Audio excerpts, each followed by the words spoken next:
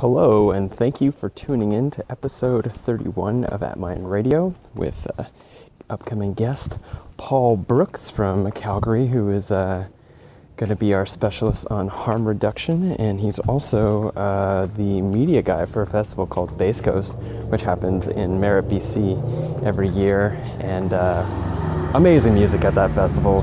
Wow, like hands down, I just looked at the lineup.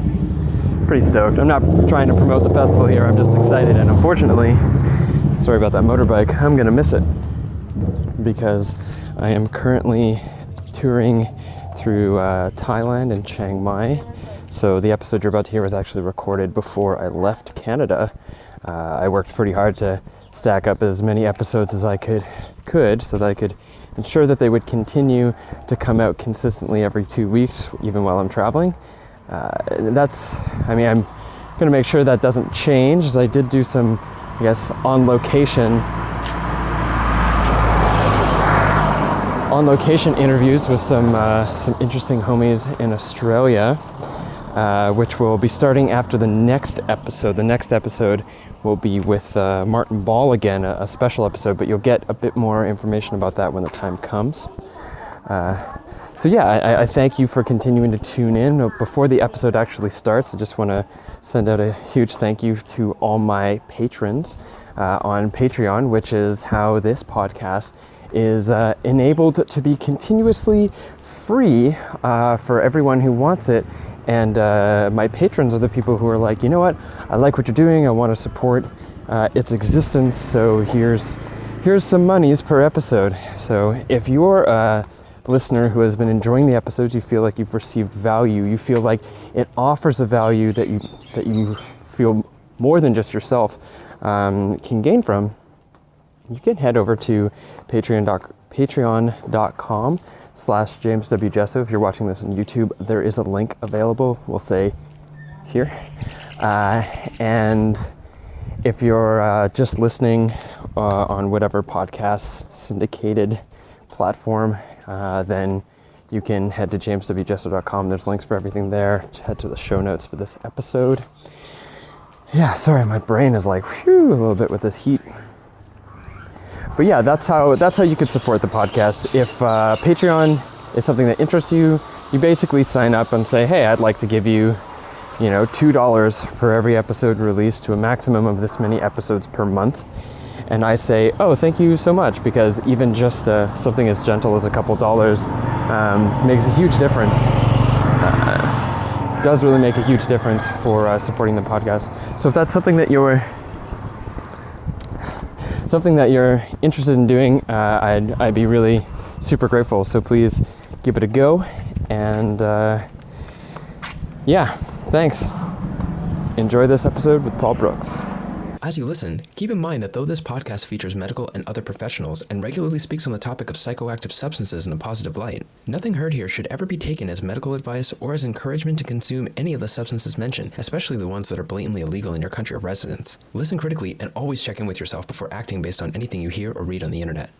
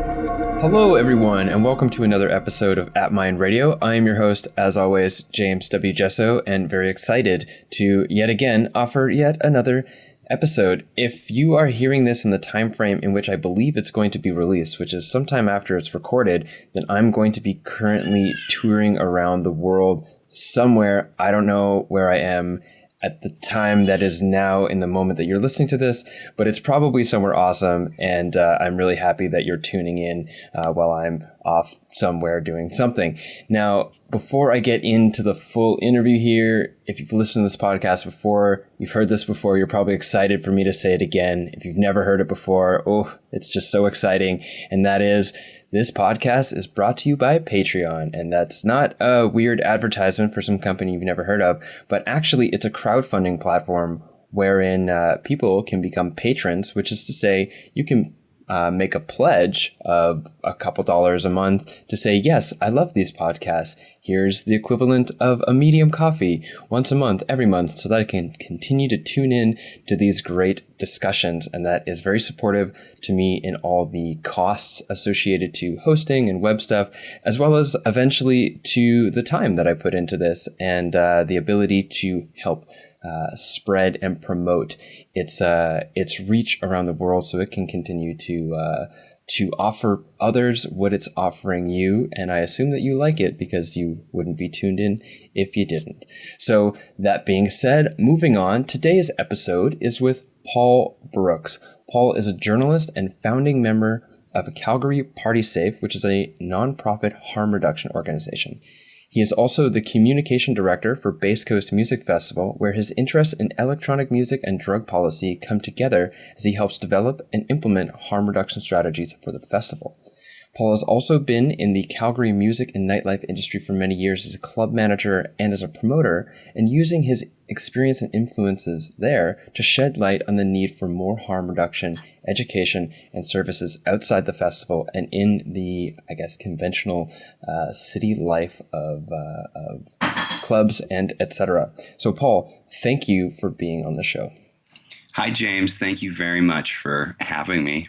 Mm-hmm. So as a little background for the listeners, Paul and I met several years ago before I was even hip to what psychedelics really were, to be honest, or any type of recreational substance use other than alcohol and cannabis. And he played a pretty valuable role in the development of my taste for electronic music, actually, which is it's cool that things have continued to develop with us. So before moving on, Paul, I want to give you a public thank you for the influence you've had on what is now, for me, I think, a really great music choice. Great. That's great to hear, James. I'm glad that you are a part of this community and you get to spread your love of music and information across the platforms such as this podcast. That's great. Cool. Thanks, man. So I feel like oftentimes a lot of the listeners will already be at least mildly hip to the topics that are being discussed, but I also want to make it so that things are very clear for anyone who's tuning in for the first time. And I'd like for you to give us an understanding of what is harm reduction and how does it differ from conventional drug education? Well, harm reduction is definitely being talked about more in the last year or two than when I first got involved in harm reduction organizations. So you're probably hearing a lot more about it. And harm reduction is it's a public health philosophy that recognizes that people engage in risky behavior, and complete abolition of harm isn't possible. It's not realistic. So harm reduction works to limit the negative consequences of risky behaviors. So if we're looking at the electronic dance scene, we want to limit overdoses by recreational drug users. We want to limit the cases of heat stroke. We want to limit the cases of drug psychosis. We want to limit hearing damage by providing earplugs at event. We want to make sure that people aren't driving home under the influence after events and going out to nightclubs. We want people to be practicing safer sex by giving them condoms and information at events, and just like person to person. And we also act as a point of contact if people need help with, violence or a medical emergency. and we often act as a liaison between security and first aid and first responders. So what I like to say is, to give people an idea of harm reduction, we all practice harm reduction. If you get into a car, you might put on a seatbelt. That is harm reduction. If you are going to go out in the sun, you might put on sunscreen or some zinc. You're recognizing that being in the sun is potentially, damaging to your health, and so you're reducing the harm associated with that thing. So that's basically what harm reduction does, and what through Calgary Party Safe and other organizations like Base Coast, how we approach the subject and offer it to our patrons. Mm-hmm.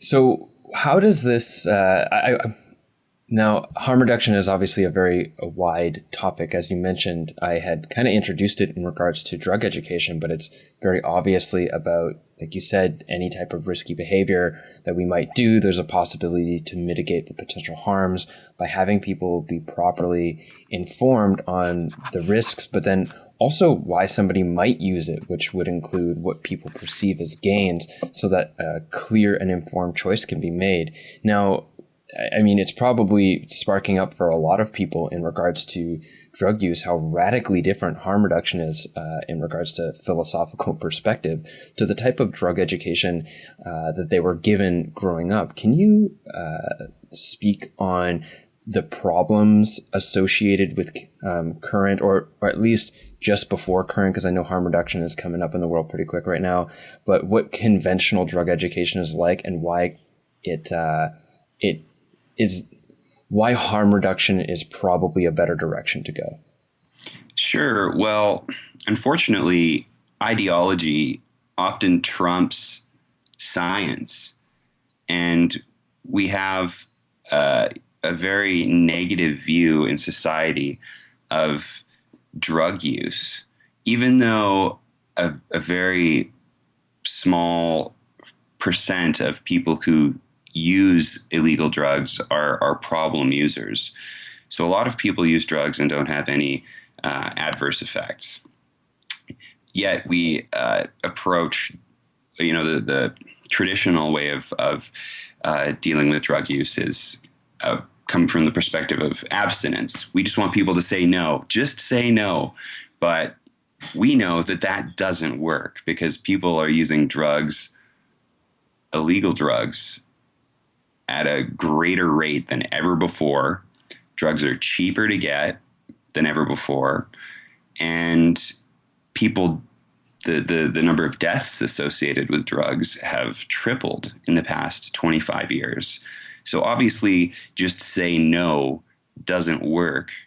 And something like harm reduction does work. We see a great reduction in, from my perspective, as when I'm working with Base Coast Festival, we see less people getting sick and less people being transferred to the hospital, less people having negative encounters with law enforcement when we offer harm reduction services on site. I've seen it with my own eyes. So harm reduction works, and more people are catching on to that. And you see that reflected in, with the current fentanyl crisis that's happening in Western Canada, which is a really strong opioid that is, people are dying at a great rate. A couple hundred people died last year in Alberta alone, which is a lot. And now we see the province making naloxone, which can reverse the effects of an overdose. They're making naloxone available at walk-in clinics around Calgary and around Alberta now, which is a fantastic step. It's saying, hey, we realize that people are doing this drug, people are dying, so we're going to make this drug, naloxone, which can reverse the effects of an overdose, available, no questions asked, And this is fantastic. This is harm reduction becoming more universally accepted as a public health policy that actually works when it comes to drugs. Mm-hmm. And the topic of fentanyl and naloxone was something that I ended up talking with an emergency medicine doctor from, I think he was from Kamloops. And he was talking about that, and we discussed on a previous episode of the podcast here, and we discussed how important it is that we provide people the means to protect themselves, and the importance of harm reduction.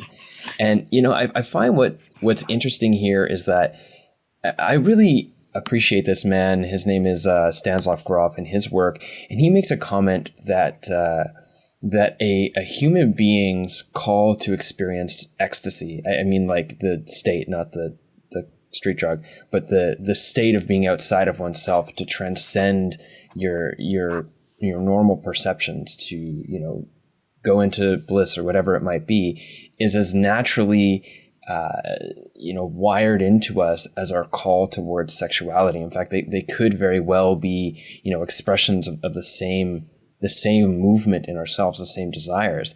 And to set up a just say no to drugs situation is kind of like the equivalent of just say no to sex. And that obviously didn't work either.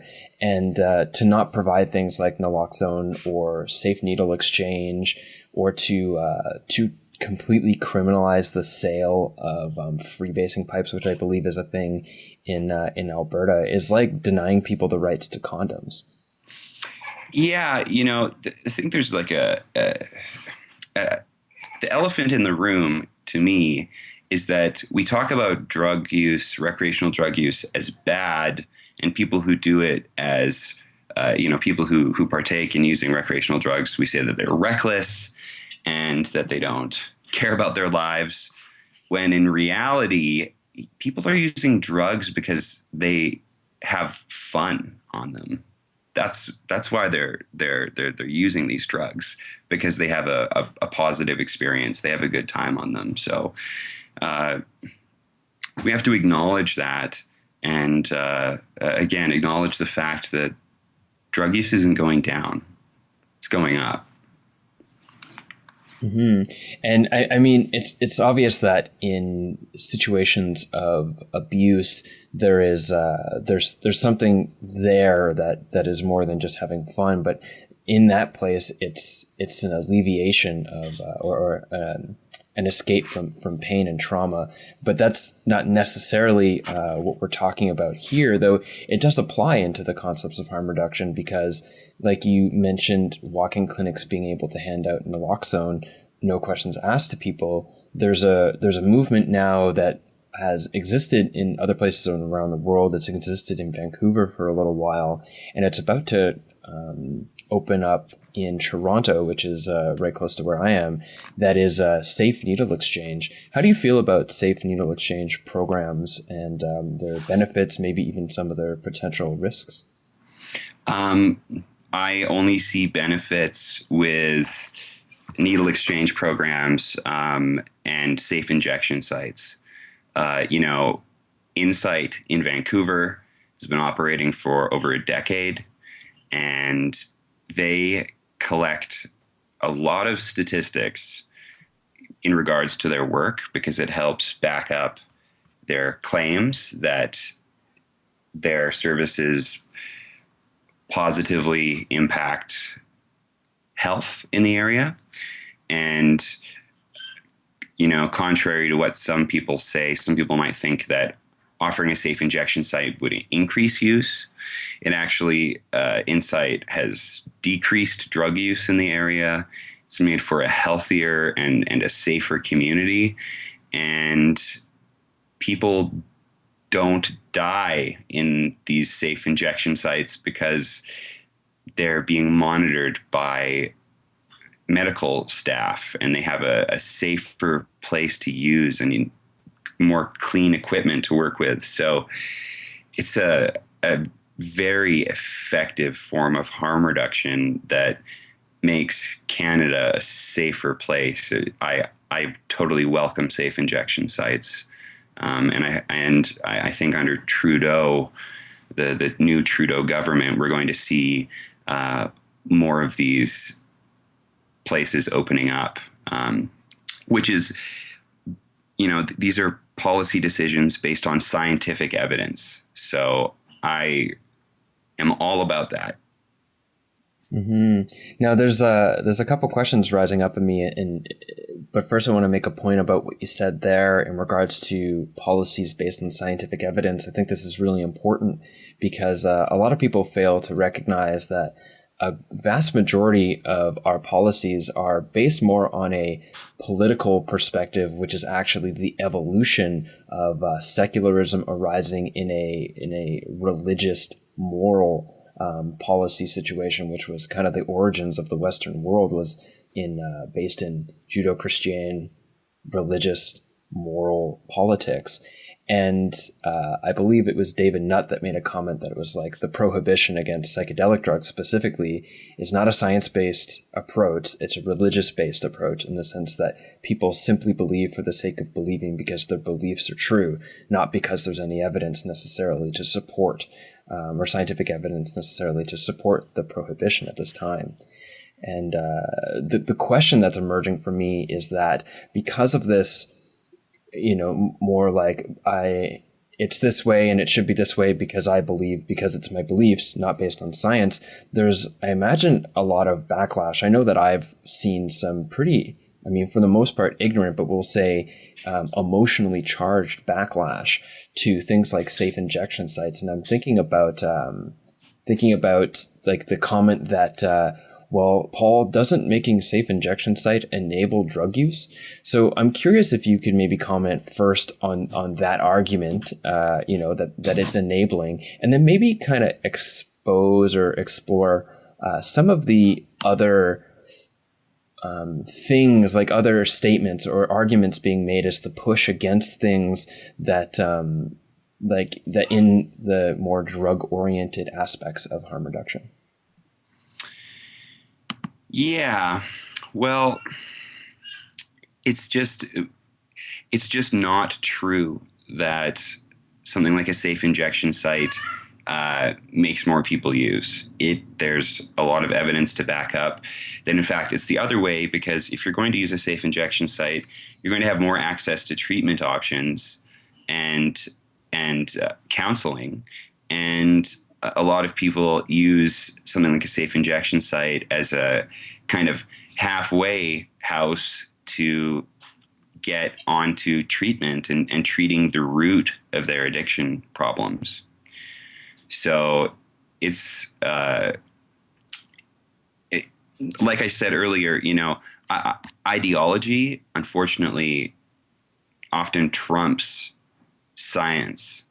And I feel the shift, though, right now. I feel like the hard work that these scientists and medical professionals have been putting in the harm reduction community is now finally being recognized. And people are like, you know what?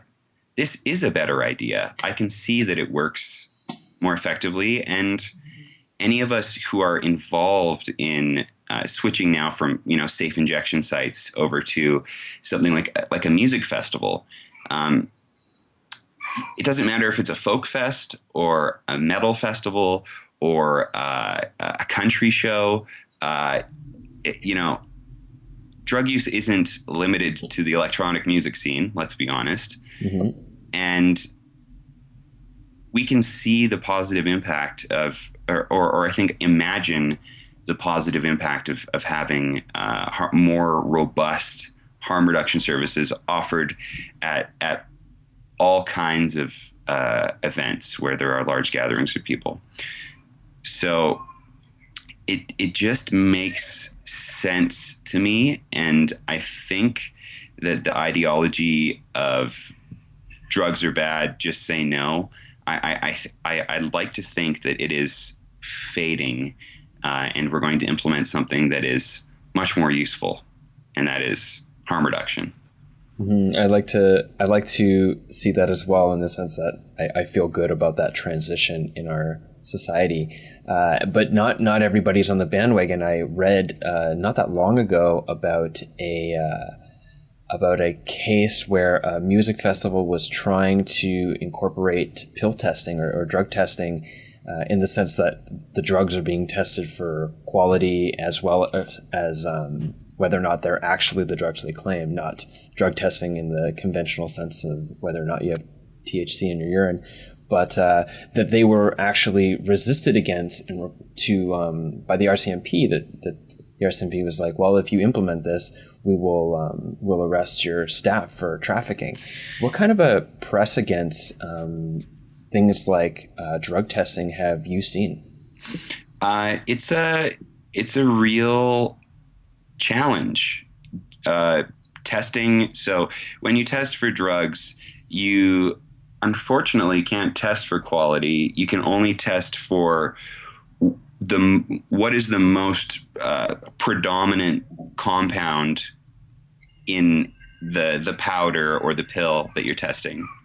So kind of if somebody's unfamiliar with pill testing, you can buy kits that have reagents in them, chemicals, acids, that when you put a drop of that onto the substance that you're testing, it changes, a certain chemical reaction occurs, and you can observe on a little chart that might be provided with the testing kit, or you can go on an online forum like Blue Light, and you can compare the color change and the chemical reaction that you see with one of these charts, and you can get a pretty good idea of if the compound sold to you, let's say it was sold to you as MDMA, you can get a pretty good idea of if it's an MDMA-like substance. Of course, it could be like MDE, MDA, but you can get a pretty good idea of like, this was sold to me as MDMA. Okay, it has the same color change as an MDMA-like substance. Again, it's not even close to a perfect science. There still could be other things in that substance, but it just helps you make a safer, more informed decision. And a lot of people throw the drugs in the garbage if it's not what it was sold to them as. It's like, no, this is not MDMA. People will chuck it in the garbage. So that's where the harm reduction comes in. People are being more mindful. They want to make sure that the drug that they bought is indeed probably what it was sold to them as. And, it's shown, when I talk to my colleagues at Shambhala Music Festival and Anchors, which is an incredible harm reduction organization based in the Kootenays in British Columbia. They say a lot of people just give up their drugs when they realize that they're not good.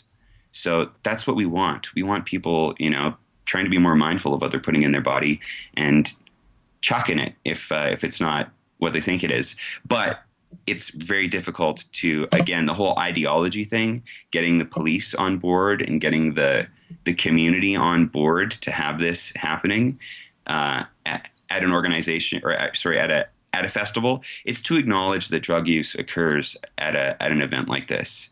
And guess what? There's drug use happening all over the place all the time. Drug use happens at festivals. If people want to do drugs, they're going to sneak them in somehow. So we're just acknowledging that is a fact, and we want to have pill testing on site to help people make a more informed decision. That being said, we don't have pill testing at Base Coast, and we continue to work with the local law enforcement and the local health region to try and get their approval to do something like this on site. But it varies by where you are in Canada. It's a very legal gray area, and most people would say hell no, because it involves passing the drug to somebody to test it. They shave off a little bit, sprinkle a little bit on a plate, add the reagents, do the chemical reaction, then they pass it back, and you can look at the chemical reaction that's occurred. You can see where the gray area is. I'm essentially being very open with these illegal substances and maybe even passing them to another person. Is that trafficking? It's like all of these legal questions come into play. And I would rather, you can't just implement it at an event and have the police walk up and be like, hey, what's going on? You need to do it in cooperation with the local authorities. That's the only way I think that we're going to effectively move harm reduction forward, is if we have buy-in from the police and from first responders, and do it in a very transparent way. I agree. And I think the transparency at the end there, that word is really important too, because I believe a lot of abuse, whether it be, family abuse, physical abuse, social abuse, drug abuse, comes from an occulting of these things, that we don't talk about them. We're not supposed to talk about them.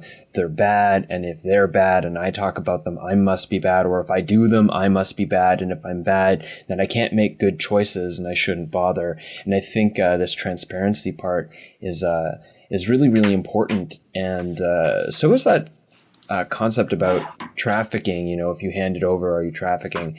I know that at one festival that I went to that implements drug testing, Fozzy Fest, which also happens out in, I think it's in BC, and they don't touch the drugs at all. They basically say, okay, from your own bag with your own hands, take, or like with a little tool, put a little bit here in the tray.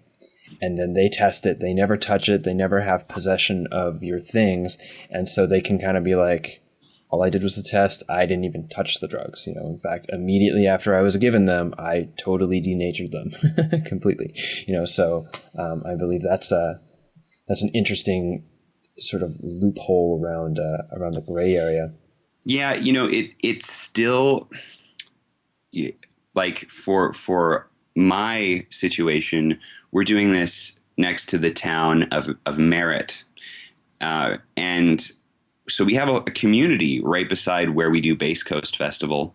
And we need to, if we're going to implement something like this, we need to do it with the cooperation of the community beside us. Mm-hmm. It's also a community that has historically had problems with addiction and drug use.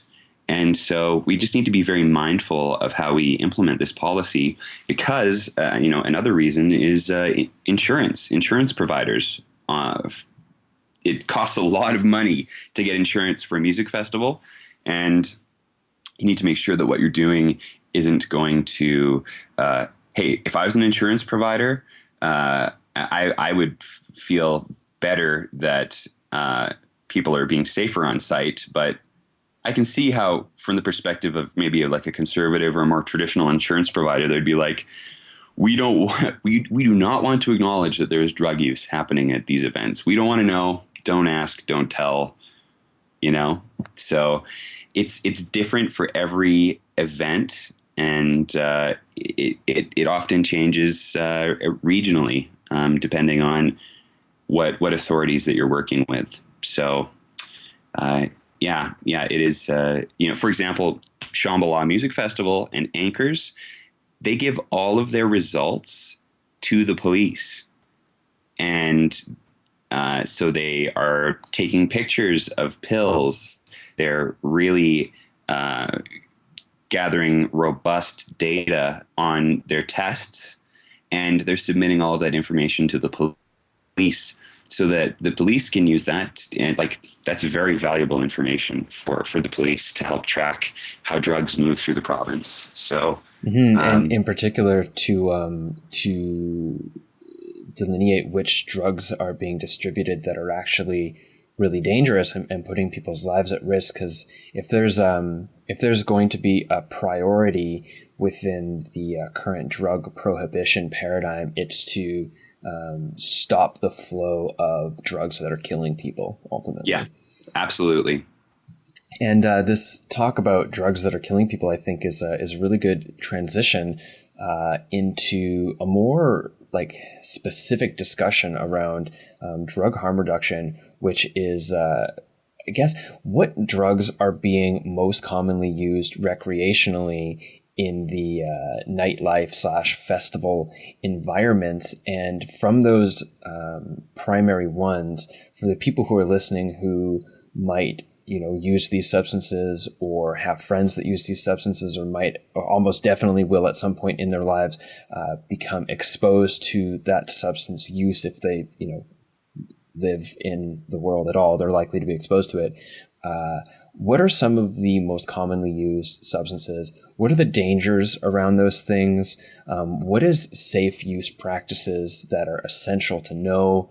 And what are the number one dangers to look out for in regards to substance use? Oh, well, I'm so glad you're asking, because here's the harm reduction practical application part of the show. So I'm located in Calgary, Alberta, and I work in nightclubs here. And so I see, some trends in drug use here. And then, of course, I work for Base Coast in British Columbia, and I can reflect on what we encountered last year for some challenges that we had. So I guess starting here in Calgary, I see a lot of people using cocaine. I'll put cocaine in quotes because a lot of the cocaine that I've tested with my testing kit is not showing up as a very strong reaction for cocaine. It's mostly amphetamine, I think, and very little cocaine, or sometimes it can be mixed with more dangerous buffers like levamisil. So cocaine is basically just like a white powder out here. I'm saying that because it's hard to say what you're going to get. Most people are buying it on the street, out in the club, and then they're using it immediately, so they're not testing it. So who really knows what's in that baggie? But it's probably not mostly cocaine. So just, my advice on that is get a test kit, and next time you buy some, test it out.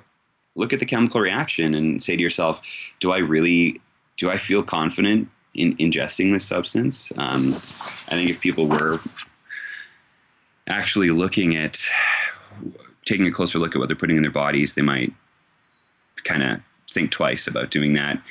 Cocaine can have, definitely adverse reactions when it's mixed with alcohol. So, be mindful of that sort of thing. What else? Ketamine is, of course, used quite a bit. Ketamine is actually, as far as drugs go, it is a pharmaceutical, and there's not very much, there's not very many problems with like overdose or abuse. But that being said, some feel that it is psychologically addictive. So being mindful of how much you're using, how often you're using it. And there was a study done that was linking, problem use of ketamine, like people using like large amounts every day for a long time, to kidney and bladder problems. I think that more research needs to be done into that, but that's like people who are using it very, very heavily who are running into these problems.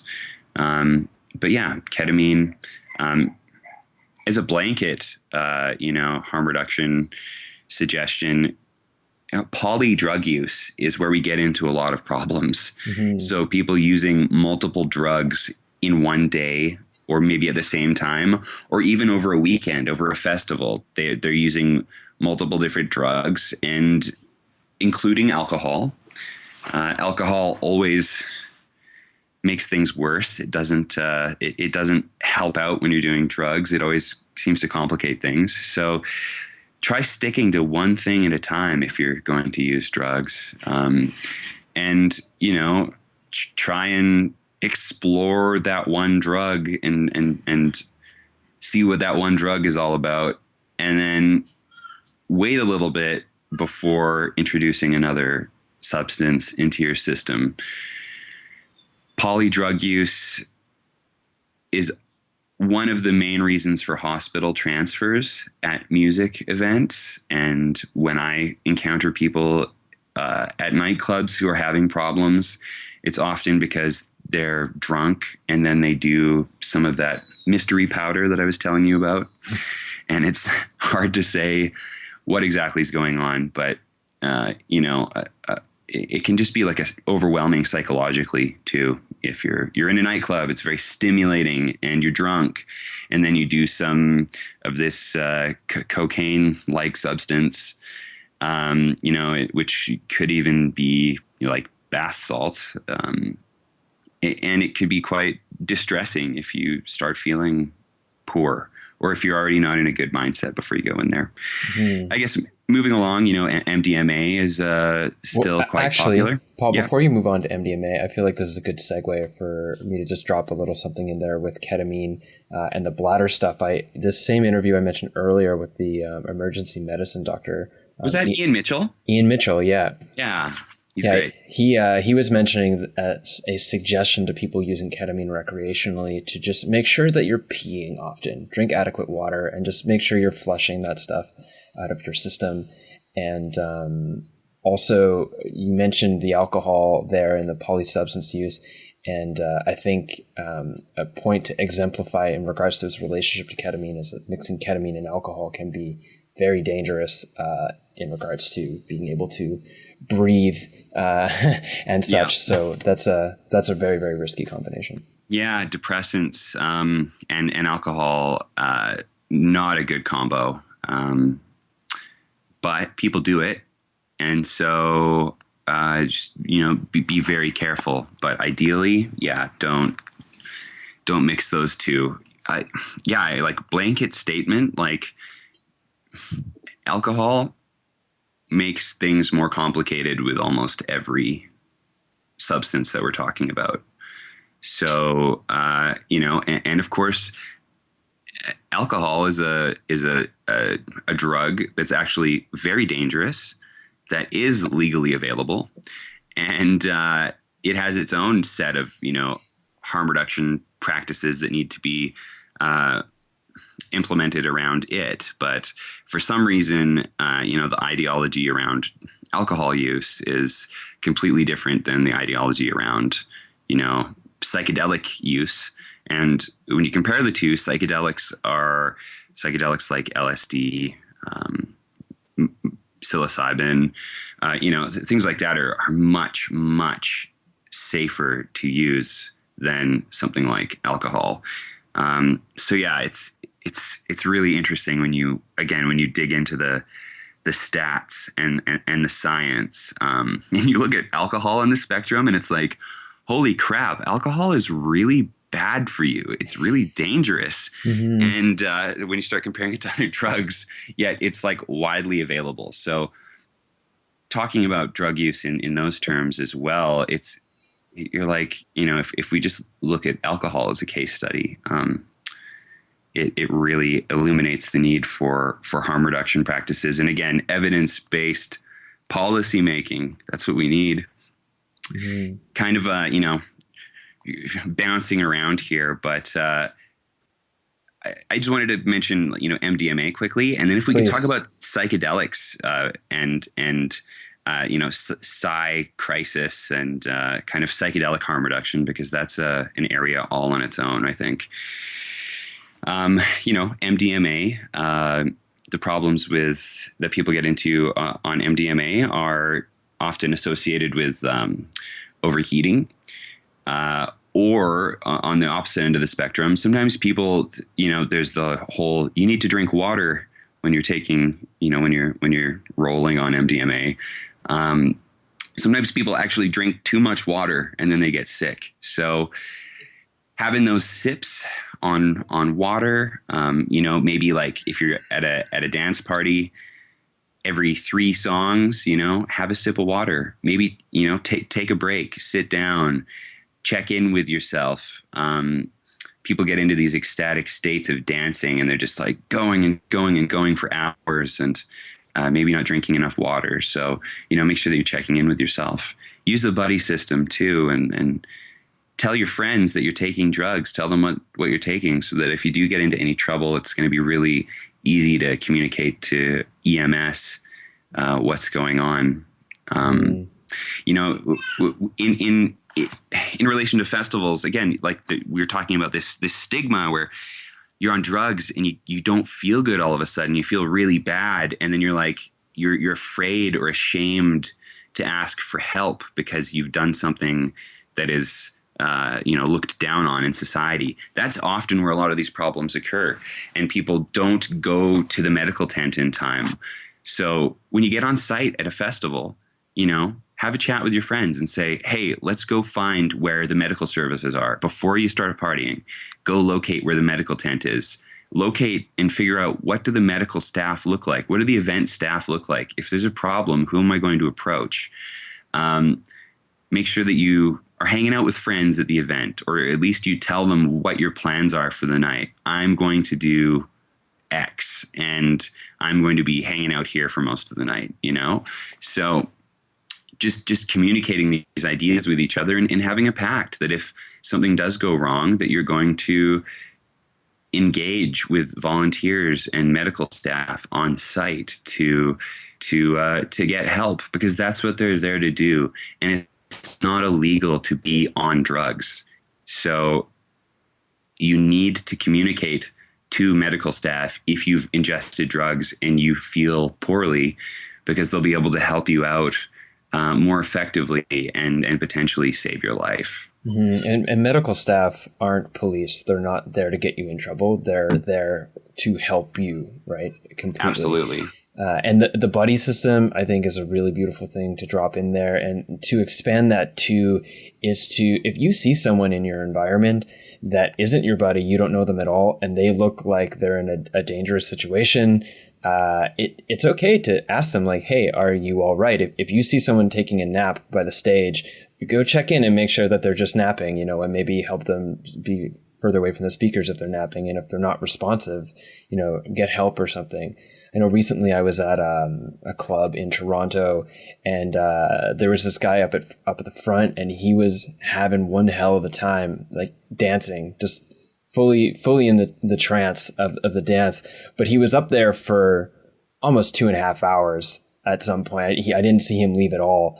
And I asked somebody, I'm like, have you seen this guy leave the front of the stage at all? He's like, no. I'm like, okay, well, I went to the back. I got him a huge glass of water, and I was like, hey, man, you look thirsty. Would you like this water? And it's like he hadn't even thought to drink any water. So being okay to help other people. I know once I was at a music festival, I won't name which one specifically, but I started to get a little bit delirious on LSD because it came on quite quickly. This is before I had gotten familiar with harm reduction and making smart, mature choices with my substance use. And I was kind of wandering around, and this couple came up to me, and they're like, hey, how you doing? I'm like, I'm okay. They're like, do you know where you're going? Do you need a hand? And I wasn't really open to it at that point. I was like, no, I'm okay, and walked away. But then in hindsight, I saw that these people kind of played a good Samaritan in the way that they came up and they're like, hey, we noticed this guy's confused. How are you doing? I've had multiple times where people, see that I'm really into a dance or something, whether I'm high or not, and they'll see when I come down a bit, they'll be like, hey, how's it going? Are you on anything? Have you been drinking water? Blah, blah, blah. Do you know where the sanctuary is? This kind of stuff. And so the buddy system is great. And so is just, being open to checking in with people in your environment. Hey, are you okay? Yeah. I want to change the culture around partying so that it's cool to be mindful and to check in with people. And I think it is like becoming, I see it more and more at events, exactly what you're talking about. People checking in, and looking out for one another. It's one of the reasons why I love the electronic music community so much, is that we look after each other, and that's kind of the norm. It's the cool thing to do. If you're not doing that, you're almost an outsider. So it's like we're making it more of a cultural practice to implement harm reduction and the buddy system and to really look out for each other. So that's great. And it's fascinating watching that evolve over the last decade. So you wanted to go into psychedelic harm reduction as its own beast, I guess. Did you want to open up into that? Yeah, absolutely. Before I do that, I wanted to talk about one more thing, actually, quickly. It's GHB. Yes, please. Before I forget about it, because this is one of the number one challenges that we face at music events. People who love GHB really love GHB, in my experience. And there's a lot of people out there who use it responsibly and have a great time on it. However, it's one of those drugs that if you do make a mistake, it can be fatal. And people, especially in a situation like a nightclub or a music festival, GHB is incredibly dose sensitive. So you need to use a calibrated measuring device like a syringe to figure out how much you're taking. And oftentimes they'll be like, oh, just like a capful, or, you're doing this in the dark while your friend's holding a flashlight. You're trying to dose this stuff. And that's where the problems occur. So, my advice, use a calibrated measuring device. I encountered an experience at a music festival last year where somebody put some G in a bottle and their friend was in a tent sleeping off kind of a crappy experience with some drugs, and they were just like resting. They woke up. This friend was really thirsty. She grabbed the bottle and she slammed it. And then we had a serious medical emergency and she had to be taken to first aid. She was intubated and transferred to a hospital. These are people who do G all the time and they're like, oh, I can't believe we did that. So my point is, even experienced users, especially in the setting of a nightclub or a music festival, can make mistakes. And it's important to not leave your bottle of GHB infused water laying around. Sometimes people recommend putting food coloring, like blue food coloring, into the water so that it looks different, so that it's not like, oh, this isn't just water. So you can tell your friends that. Also, if you're rolling on G, what we recommend is write the letter G on the back of your hand. Because if you do, if you pass out, then the medical staff will be able to be like, oh, this person is on G, and they'll be able to make more informed medical decisions. So G is something that personally, I wish people didn't bring it to events, but hey, like I said, harm reduction, people are going to do what they want to do. So if you're going to bring it to an event, if you're going to use GHB, please practice safer ways of using it, which include using a calibrated measuring device, coloring the substance, coloring the water that you're mixing it with so that other people don't think it's just water and consume it, and also making it really clear that you are using GHB so that medical staff can help you if you get into problems. And do not mix G and alcohol. Don't do it. Yeah, that, to exemplify the don't do it part, mixing those two can very quickly make it so that your nervous system is no longer able to breathe you, which is a very, very serious situation to be in. Yeah. GHB is a very interesting substance too, because it's a natural body salt, and when used responsibly, is relatively safe. I don't know. I don't expect you to reaffirm that, but when used responsibly without combining it with anything, and using a calibrated measuring tool, as you mentioned, can be relatively safe. But like you said, it's very dose dependent, and the margin of error is extremely thin.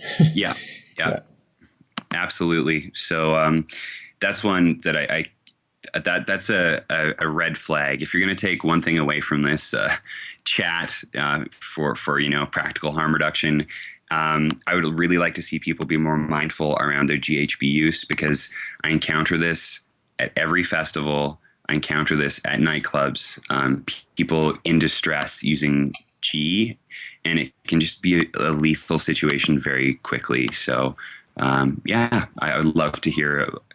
And I'm working on this right now. I'm trying to figure out a campaign around festival season to help educate people on safer ways of using G. Mm-hmm. And one last comment before I'd love for you to get into the psychedelic harm reduction is also not to mix G with ketamine either. G, ketamine, alcohol, those three shouldn't be used with each other ever. Yeah, absolutely. And, unfortunately, people will still do it, that poly drug use thing. But, maybe somebody will hear this discussion and maybe it will deter them from doing that at a festival. And that would be great. Mm-hmm. I guess, shifting now quickly into psychedelic harm reduction, reducing hospital transfers is a big big goal of harm reduction at festivals. Some festivals that don't have on-site medical staff, like it's just EMS, or they don't have a harm reduction presence. If somebody is in distress, they just send them to the hospital. So you have someone who's taken some LSD and they become disoriented and a little bit agitated. I don't think it's best to be putting that person in an ambulance and sending them to the hospital. I don't either. So psychedelic harm reduction, you try and deal with these challenging situations as they come up on site. But, often people will take a psychedelic such as, psilocybin, LSD, or some sort of research chemical, and, set and setting. Maybe they had something on their mind. Maybe they were like, oh, should I do this? Shouldn't I do this? You can get into, emotional distress quite easily, especially at higher doses, I find. Mm-hmm. And so you want to try and care for these people on site. And it's with the proper training and knowledge, it's easy to take a really challenging situation and help turn it into a situation where that person actually gets something really useful out of their drug experience. So, it's the type of drug, the dose, maybe they've been like tripping for a really long time and they're like, oh my God, have I made myself crazy? That's a common one. Or maybe, there's some sort of impurity in that drug that they took and it's not acting how they typically find it to behave. All of those things can make somebody, get into an upset, confused, and maybe an agitated state. Plus, factor in you're at a really overstimulating music festival. Maybe you get separated from your friends. Maybe just the noise and the lights are just really overwhelming. It's easy to get confused, disoriented. You might think that you're losing control. Your sense of time and space are totally wacky. Or maybe you lose, your memory is impaired and you can't find your camping site. All of these are extreme anxiety. All of these things can happen when you take psychedelics. And it's exacerbated by like a festival setting or a club setting. So at festivals, we try to provide a safe space, such as a sanctuary, where if somebody's having a crappy time, you can move them into a comfortable, calm, warm environment. Often, somebody's just like they're on LSD and they're cold and it changes their whole experience. Give them a blanket, give them some warm tea. It can really change things around. If somebody is having a really intense psychedelic experience, you want trained harm reduction staff to sit the person. You don't want to guide the person. You're not going to be their like guru guiding them through this intense experience. You just want to be a calm presence and offer compassion and acceptance, and you want to help that person feel secure, but you have to let their experience unfold for themselves. Don't try and like get out in front of it and like alter the person's trip. Just be there for support. Mm-hmm. You want to help again, like you want to help.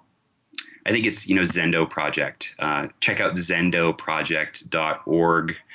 Really cool website, which is a psychedelic harm reduction organization. They have some great, just simple tips, and they also offer training to individuals who wish to become, psychedelic harm reduction practitioners. But yeah, try and talk the person through the experience. Try and get them not to resist the experience, because it's gonna, it's happening to them. It's going to play out how it's going to. If you take a psychedelic, it's going to be in your system for X amount of time, and so just trying to help that person understand that this intense experience will pass, and that you don't want them to be fighting the challenging experience.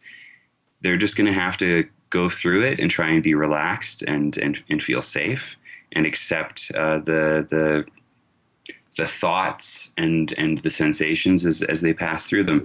Because having a difficult experience is not a bad thing. It's not inherently bad if you have a bad, like, I want to remove the term bad trip. And I know I said crappy earlier, and I shouldn't have said that. I want to remove the fear of having a bad trip and the popular culture notion of a bad trip impacts us when we take psychedelics. And difficult is not bad. Having having a challenging experience on a psychedelic can actually, in hindsight, be one of the most rewarding experiences of your life. So helping a person, at a festival through harm reduction services, helping them get through these challenging experiences by simply providing them a safe space and security, is going to help the person have a more useful experience. And also it's going to limit the hospital transfers, as they're not going to harm themselves or other people. And, this should be happening at all music events. That's kind of, just like a quick overview of what psychedelic harm reduction does. But I would like to see more safe spaces at more events, more robust psychedelic harm reduction. And that's another thing, you get to a music festival, you should go locate where the sanctuary is on site, so that if you or your friends or a stranger is in distress, you can guide them to that space, or maybe you can go get somebody from the harm reduction area to come to the person in distress. But yeah, it's very important, and it's funny. Often, it might be some psychonaut who never gets into trouble, and they're the person who's always providing the support when somebody gets into psychedelic distress, and then it's that person who needs to go to the harm reduction, to the safe space. So it can really happen to anybody. It can happen to the most experienced users, and so I that's another bit of culture that I would love to make more widely accepted, that, it's okay to ask for help, and it's okay to go use these services if you're not feeling well. That's what they're there for. That's why these services are set up on site, because we know that people will get into distress, and we have the resources to help those people out. And then the next day they go back into the party, and maybe they've learned some really important things. Mm-hmm. I think there's a couple points in there that I felt really resonated with my experience. The helping people through, and instead of trying to help them like resist the experience. I know when I took psych crisis training, the catchphrase was "help them through, don't help them down." And also, just as a reinforcement to that last thing you said about it's okay to ask for help, is this past year, I actually had a very frightening experience with edible cannabis at a music festival. And at some point, I came to the realization that I couldn't help myself and I needed to go to the sanctuary. And I did. And it was the best decision I could have made for my experience in that moment, as well as the experience for the rest of the festival. So I want to reinforce that for sure. And one last thing in regards to harm reduction with LSD, you didn't necessarily go into the chemical stuff there, but I've noticed a trend for LSD or NBOME, like NBOM, 25I NBOM being sold as LSD. And so just a reinforcement to people that there was once a time maybe that you wouldn't necessarily have to worry about it, because if it was on a blotter, chances are there wasn't anything on it that was too intense to have too much of a negative effect. It would maybe just be the quality of your LSD, but that time is no longer around. And there are things that can be easily fit onto a small little piece of paper that can have profound effects that aren't the drugs that you thought you were purchasing, especially LSD, and can have very, very negative effect on your brain for the rest of your life, such as 25I NBOM. So definitely don't hesitate to check your LSD as well. Yeah, absolutely. Really good point, James. It's a different, because of drug prohibition, people are drawn to the drug trade because of the high profits that can be made there, because it's a black market. And because certain substances are controlled, they're harder to get. Laboratories will find ways of making drugs that have similar effects, like NBOM, like you're talking about, which has been sold as LSD. But LSD, you can't really overdose on, and NBOM you can overdose on very easily. And so you really need to make sure that you're confident about your source when you decide to take drugs. And if it's not safe, then abstaining from drug use is great as well. Go party sober. There's a movement to have more kind of sober camping spaces and areas for people who don't want to use drugs, because not everybody's using drugs at these events. There's a lot of people that go sober, and a lot of times partying sober is the safest choice that you can make. I don't promote or condemn drug use, and harm reduction isn't there to promote or condemn drug use. We just want to provide the public information to aid in making informed decisions. Great. Well, thank you very much for that work that you're doing in the world, Paul. I really appreciate it. For anyone who is listening here that would like to learn more specifically about harm reduction, whether it's to educate themselves on their own substance use or to get involved in helping to make these cultural changes that you've mentioned, can you offer links or direction for people? Yeah. A lot of the sites that I'm sure you discuss in these podcasts, I'm a huge fan of arrowid.org.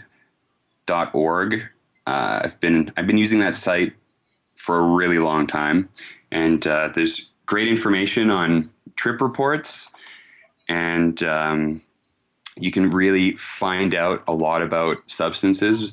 If you want to use them, you can do your research and learn more about how they impact people.